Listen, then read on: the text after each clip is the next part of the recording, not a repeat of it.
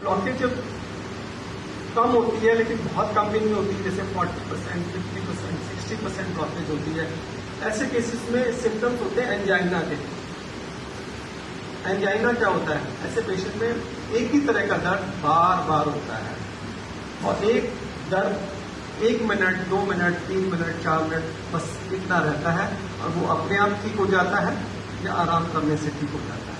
ऐसा दर्द बैठे बैठे भी हो सकता है और कुछ एक्सर्शन करने से भी हो जाता है। जैसे आपने पार्क के 2 चक्कर लगाए, आपको कोई डिस्कम्फर्ट हुआ और वो जैसे आराम किया वो ठीक हो गया, ऐसा चल रहा है 2 हफ्ते से, महीने से, 2 महीने से, 3 महीने से, तो आपको इसको इग्नोर नहीं करना चाहिए, आपको ये सोचना चाहिए इसको एंजाइना कहते हैं, और इसमें ऐसा है कि ग्रेजुअली हो सकता है आपको ब्लॉकेज है, और इसमें भी आपको कार्डियोलॉजिस्ट को दिखाना चाहिए और टेस्ट करवाने चाहिए। इससे हमें पता लगेगा कि ब्लॉकेज कहाँ है, कितनी है, और इसका हम इलाज करवाएं। अब बताना चाहूँगा कि हम इसको डायग्नोज कैसे करते हैं। तो वह प्री डायग्नोसिस, डॉक्टर के पास जाएं तो डॉक्टर क्या कहता है?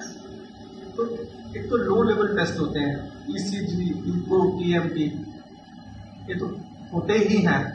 ECG की एक्यूरेसी लेवल सिर्फ 30 to 50% है। 30 to 50% एक्यूरेसी का मतलब है यदि आपकी ECG नॉर्मल आ गई तो don't be very much happy. Despite normal ECG you still can have heart disease. 50 to 70% chances are still there that you might have heart disease because accuracy level of ECG is only 30 to 50%. Inaccuracy level is 50 to 70% in ECG. ECG, normal ECG does not mean that you don't have heart disease. You have heart disease. Second echo, TMT, इनकी value भी 100%, 90% नहीं है, इनकी value भी 60 से 70% है, यानी कि 60 से 70% चांसेस है कि पिकअप कर पाए कि हार्ट की डिजीज है या नहीं है। ज्यादातर केसेस में हम हायर टेस्ट करते हैं, इसको कहते हैं, 2 तरह के हायर टेस्ट होते हैं, एंजियोग्राफी और दूसरा होता है, एंजियोग्राफी होता है ऑपरेटिव टेस्ट, जिसमें तार डालते हैं अंदर, डाई इंजेक्ट करते हैं, उससे पता लगता है ब्लॉकेज कहाँ है, कितनी है, और उसको छल्ले से खोलने की कोशिश करते हैं, इसको स्टैंटिंग कहते हैं। ये ऑपरेटिव प्रोसीजर होता है और इसके कुछ कॉम्प्लिकेशन भी हो सकते हैं, हॉस्पिटल में एडमिट होना पड़ता है।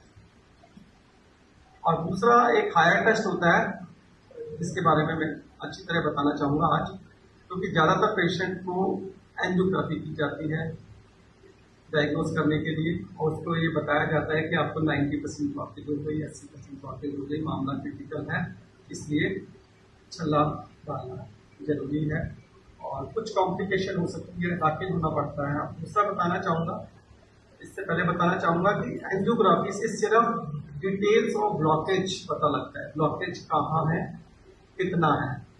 इसके अलावा भी एक और इन्फॉर्मेशन होती है जिससे हम ट्रीटमेंट गाइडलाइंस डिसाइड करते हैं। सिर्फ ब्लॉकेज 90% है, 100% है, इससे हम ट्रीटमेंट गाइडलाइंस डिसाइड नहीं कर पाते हैं।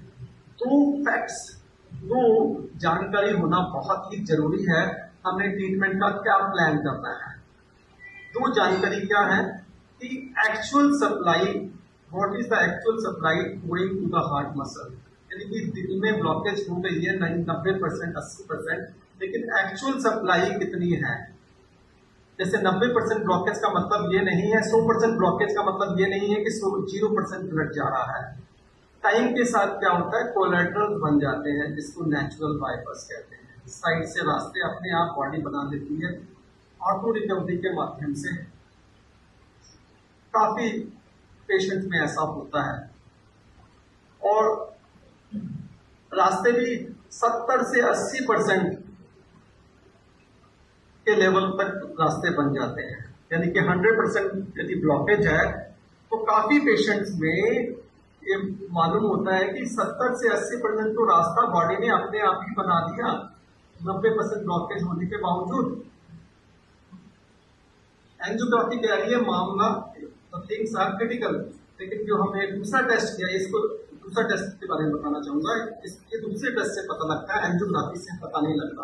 एंजियोग्राफी का एक ड्रॉबैक ये है कि ऑपरेटिव टेस्ट है, एडमिशन करना पड़ता है, कॉम्प्लिकेशन है, और इससे सिर्फ डिटेल्स ऑफ ब्लॉकेज पता लगती है, दूसरे फैक्ट्स पता नहीं लगते जो बहुत ही इंपॉर्टेंट है ट्रीटमेंट गाइडलाइन डिसाइड होने के लिए। Actual supply reaching to the heart muscle despite blockage. 90% 100% blockage हो गई तो उस इन टेस्टों से ये पता लग जाता है कि 70% ब्लड तो अभी भी जा रहा है, तो things are not very critical. जो कमी है सिर्फ 30% की है डिस्पाइट 100% ब्लॉकेज। ठीक, जैसे कोई रास्ता बंद है इसका मतलब ये नहीं कि ट्रैफिक रुक जाएगा, साइड से रास्ते निकले हुए हैं वहां से ट्रैफिक टाइप हो रहा है, ऐसे ही अंदर भी होता है।